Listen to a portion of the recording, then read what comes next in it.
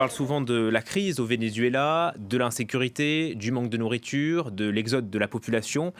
Mais ce que vous allez voir va au-delà de ce qu'on peut concevoir. Nous avons pu filmer la vie d'un hôpital psychiatrique à Caracas, à l'intérieur des malades laissés à l'abandon, des soins quasi inexistants et quelques infirmiers qui y résistent. Bonjour Roméo Langlois, c'est vous qui avez tourné ces images rares en caméra discrète et en pleine nuit.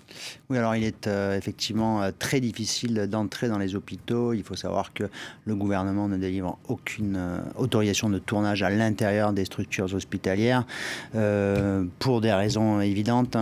Ils évitent d'avoir exposé dans les médias l'état de délabrement de leurs hôpitaux. Donc nous avons réussi à obtenir des contacts à l'intérieur de l'hôpital. Ces contacts nous ont fait entrer dans l'hôpital psychiatrique de Caracas que l'on va découvrir dans ce reportage. Il a fallu pour cela ruser, attendre un moment où les gardes qui s'occupaient de gérer l'entrée de l'hôpital étaient des gardes qui étaient proches des personnes qui nous ont fait entrer. Donc c'est à la faveur de la nuit que nous avons pu visiter cet hôpital. Et ce qui est vraiment difficile puisque très souvent les portes d'entrée des hôpitaux sont gardées ou par la milice bolivarienne ou alors par des collectivos, ces groupes souvent armés de civils pro-Maduro, donc pro-gouvernement qui quadrillent, en tout cas qui font barrage à l'entrée des hôpitaux. On va donc découvrir votre focus Roméo. Il a été tourné avec Georges Benesra.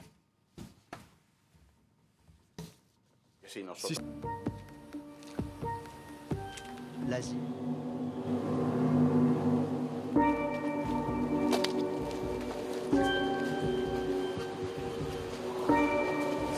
Voilà plus d'un an que l'hôpital psychiatrique de Caracas est plongé dans le noir. Ici, il nous reste encore un peu de lumière, mais les patients, eux, n'en ont pas. Pas d'argent, plus d'ampoules ni d'électricité. L'hôpital est frappé de plein fouet par la crise énergétique et l'effondrement du système de santé.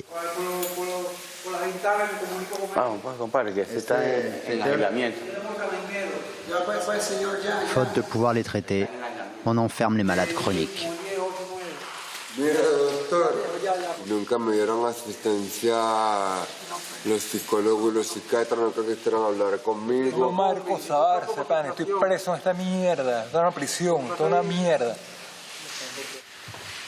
Au Venezuela, les hôpitaux sont fermés aux journalistes.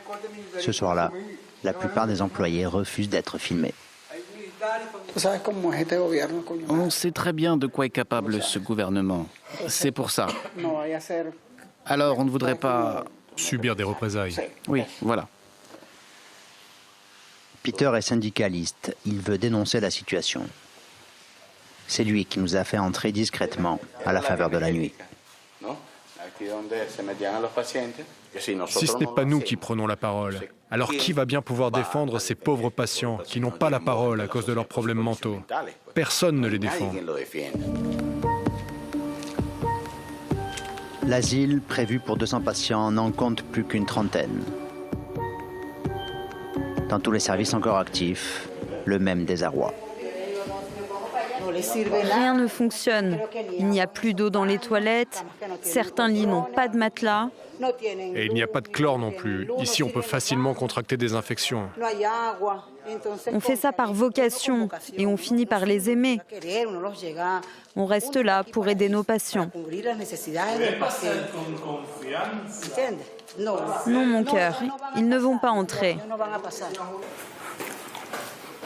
Les membres du personnel sont payés moins de 8 € par mois. Et la tâche est pénible. Regardez comment on leur donne leur traitement, dans le noir total. À n'importe quel moment, un patient peut surgir de derrière et vous frapper. Un jour, un camarade chargé de la sécurité a été tué par des patients agressifs. Ils l'ont défiguré. Mais il n'y a eu aucune suite. Les proches de la victime ont veillé leur mort et le ministère n'a pas réagi.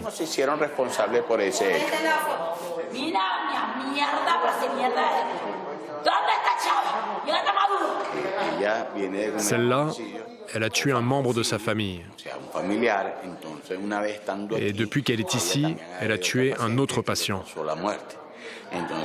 Alors le tribunal a décrété qu'elle purgerait sa peine ici, au sein de l'hôpital.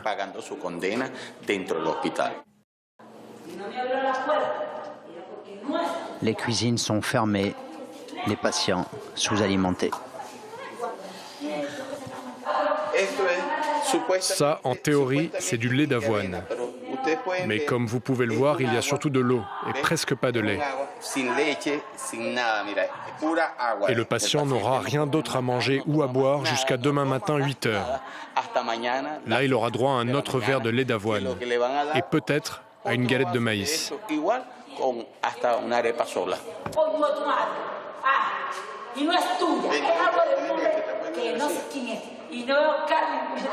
Cette patiente est en train de devenir agressive. Ils ne reçoivent pas les médicaments nécessaires et ils sont tous périmés. Du coup, les patients sont toujours en crise. Nous n'avons aucun stock de médicaments. Ce sont les familles des patients qui les apportent. Et nous, on leur garde.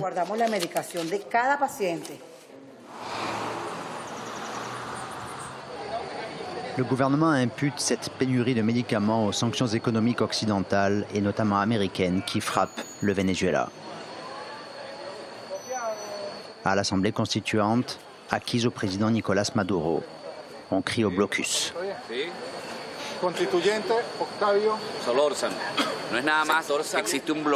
Non seulement nous souffrons d'un blocus délibéré contre les produits hospitaliers, comme les médicaments, les génériques, mais en plus, quand nous cherchons à nous en procurer sur des marchés alternatifs, on nous demande un prix 10 fois supérieur au prix réel. Et comme nos exportations de pétrole aussi sont sous embargo, elles ont considérablement chuté. Alors nous n'avons plus de devises pour acquérir tous ces biens.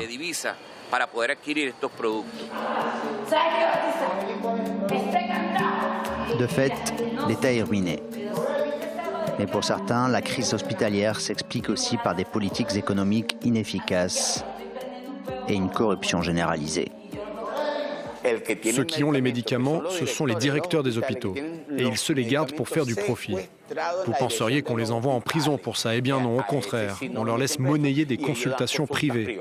Ce sont leurs clients privés qui se retrouvent avec les médicaments destinés à nos patients.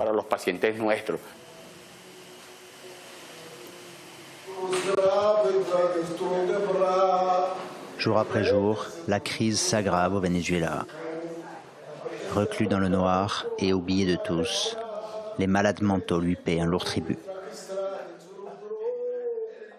Voilà, les malades psychiatriques qui payent un lourd tribut. Roméo, il faut aussi souligner le courage de ces infirmiers qui restent et qui résistent malgré tout. Oui, nous avons été frappés effectivement par l'obstination, par l'engagement du personnel soignant à l'intérieur de l'hôpital. Alors on le dit dans le reportage, la plupart sont payés moins de 6-7 $ par mois. Il faut savoir qu'avec l'hyperinflation qui sévit au Venezuela, c'est une somme qui leur permet à peine d'acheter un demi-kilo de viande tous les mois. Et malgré cela, eh bien, ils continuent à travailler. En fait, la plupart travaillent depuis longtemps dans cet hôpital. C'était un hôpital qui était extrêmement important, qui était un hôpital de référence où les étudiants en psychiatrie venaient faire leur stage. Donc il y a 117 ans, cet hôpital, c'est un symbole. Donc ce sont des gens qui aiment cet hôpital et certains même qui nous expliquaient qu'ils aimaient leurs patients et qui trouvaient extrêmement regrettable qu'en ces moments de crise au Venezuela, la santé mentale soit à ce point délaissée. Il faut savoir qu'en ce moment,